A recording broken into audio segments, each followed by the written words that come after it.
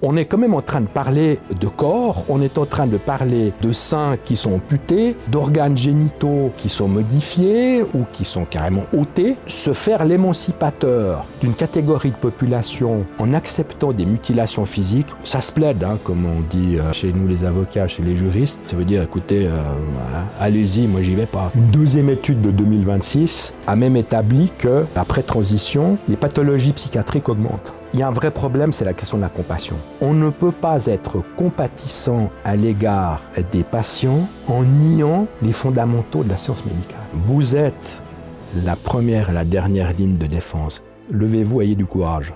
Défendez vos enfants.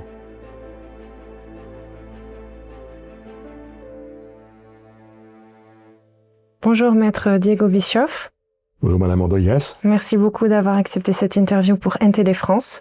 Vous êtes un avocat suisse engagé, connu pour votre implication dans des affaires touchant aux droits fondamentaux, à la liberté d'expression, à des enjeux sociétaux particulièrement sensibles. Vous êtes le vice-président du collectif Parents Suisses, un mouvement qui rassemble des parents engagés sur des questions liées à l'éducation, à la protection des enfants face à certaines influences idéologiques et à la protection de ces enfants contre ce que vous considérez être le vecteur principal de ces influences idéologiques, le milieu scolaire, l'administration scolaire. Le collectif Parents soutient l'idée que les parents sont les premiers protecteurs de leurs enfants. Et pourtant, aujourd'hui, en Occident, on observe une intervention croissante de l'État, du système médical et de l'école dans des décisions qui sont parfois très sensibles. Par exemple, dans certains établissements scolaires, des élèves peuvent être appelés par un autre prénom sans que les parents soient systématiquement informés. Dans le domaine médical, on a vu pendant la période Covid des débats, parfois des possibilités pour les enfants d'être vaccinés, des mineurs, sans consentement parental, selon leur âge et leur capacité de discernement. Et dans certains cas, on a des services sociaux qui peuvent intervenir dans de nombreux domaines, même sans l'accord des parents. Selon certains experts, ces évolutions visent à protéger les enfants contre certaines dérives parentales. Mais le collectif Parents n'est pas d'accord avec cette affirmation. Vous pensez que ce n'est pas une protection nécessaire et que c'est en revanche une dérive qui affaiblit le rôle des parents. Est-ce que vous pourriez nous expliquer un peu pour quelles raisons ? Alors, votre présentation est tout à fait précise. Et je dirais que les raisons que nous avions déjà de protéger les familles et les enfants se sont encore accrues récemment. Parce que récemment, disons en 2025 et en 2026, coup sur coup, sur le plan judiciaire, sur le plan professionnel et sur le plan scientifique, des décisions ou des rapports médicaux sont venus étayer disons, les positions très réservées et même très sceptiques que nous avons, si bien que on a maintenant une situation sur le plan, disons, des acquis médicaux tout à fait limpide et qui devrait conduire, je pense, toute administration, les autorités politiques réalistes à stopper, je dirais, l'expérience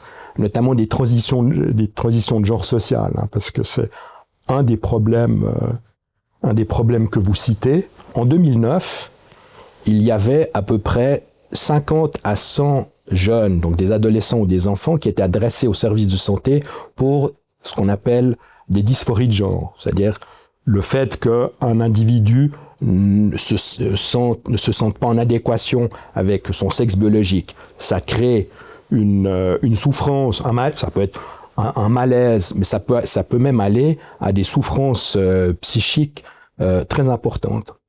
Et puis, dans les années 2020 à 2024, on avait 5000 patients, 5000 personnes qui étaient adressées aux services de santé. Donc il y a eu une augmentation, et comme il y avait une saturation des services de santé, l'administration anglaise a commandé un rapport, dit mais qu'est-ce qui se passe ? Une pédiatre, le docteur Cass, a été mandatée pour établir une étude.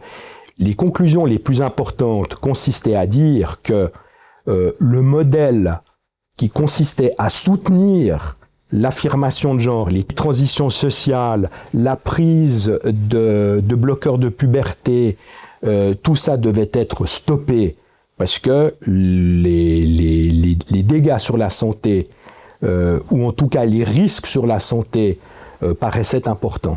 Ça, c'était en 2024. Et puis, il y a eu d'autres rapports, notamment une étude finlandaise de 2024, qui s'est penchée sur une question qui est souvent agitée, qui est souvent mise en avant par les défenseurs de l'affirmation de genre, c'est il vaut mieux un enfant qui a fait sa transition, qui reste vivant, plutôt qu'un enfant auquel on refuse la transition et qui meurt.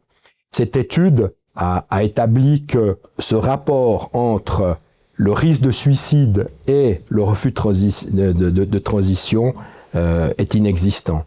Une deuxième étude de 2026, 4 avril 2026, donc ça vient de sortir, a même établi que après transition, les pathologies psychiatriques augmentent. Donc maintenant on a carrément un acquis médical. La fameuse question que doit se poser tout médecin pour n'importe quel acte médical, c'est quelle est la balance risque-bénéfice est maintenant négative. C'est établi. C'est très intéressant, en tout cas, les nouvelles études que vous venez de mettre en avant. En tout cas, pendant longtemps, j'ai eu l'impression que de rapides recherches sur Internet nous faisaient davantage tomber sur des études qui prouvaient le contraire de ce que vous venez de prononcer.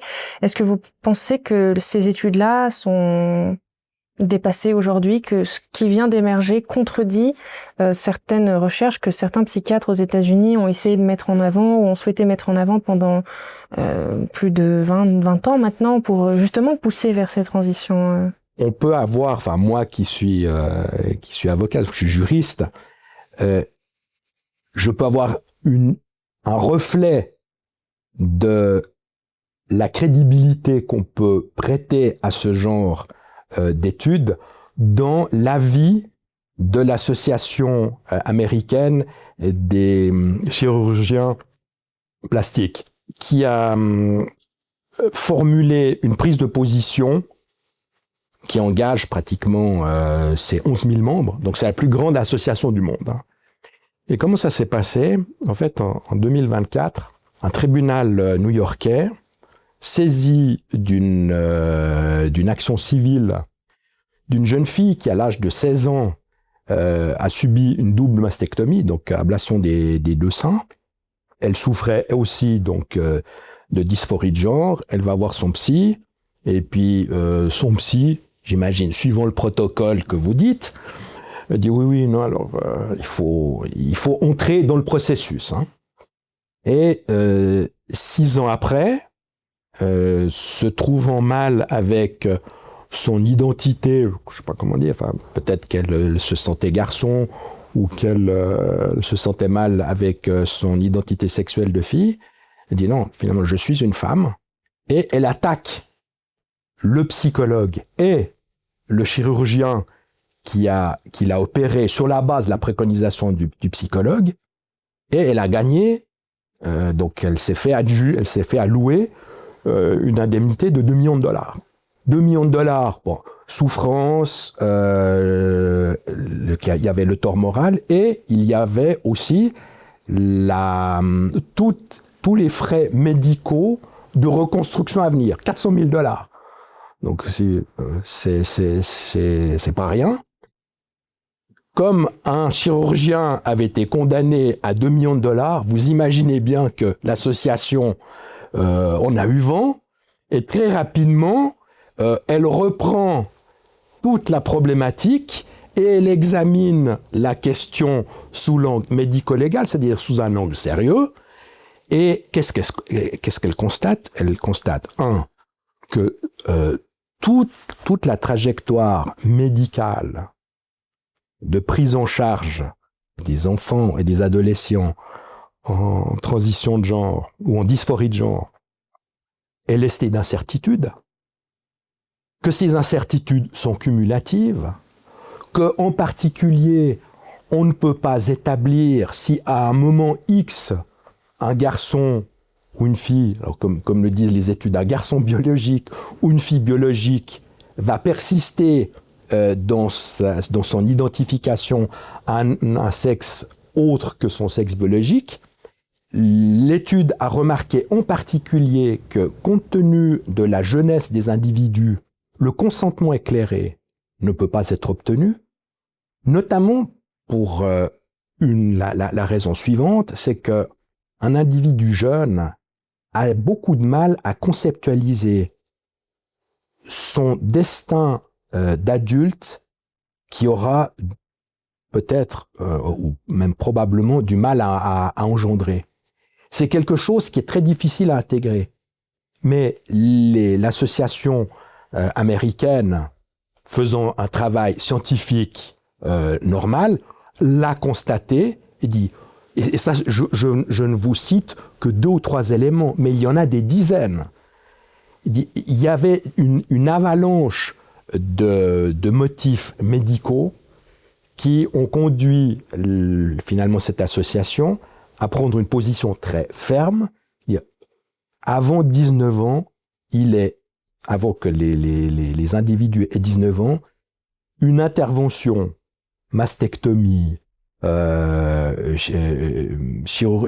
phalloplastie, vaginoplastie, chirurgie faciale pour obtenir des transitions de genre à proscrire, sont extrêmement déconseillées. La valeur scientifique de ces études anciennes que vous citez, je ne peux pas m'exprimer en tant qu'expert, je ne le suis pas, mais il y a des experts, et pas des moindres, qui se sont prononcés là-dessus de manière tout à fait nette.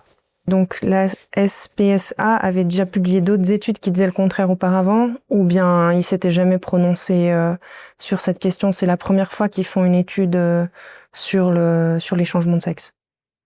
Donc l'association américaine, alors j'ai tendance à penser qu'ils ne l'avaient pas fait. D'accord, ok. C'est plutôt par construction que je pense qu'ils ne l'ont pas fait. Pourquoi ? Parce que ils ont vu le problème financier. Une action en responsabilité civile, 2 millions, puis 2 millions aux États-Unis, c'est pas le pire. Hein.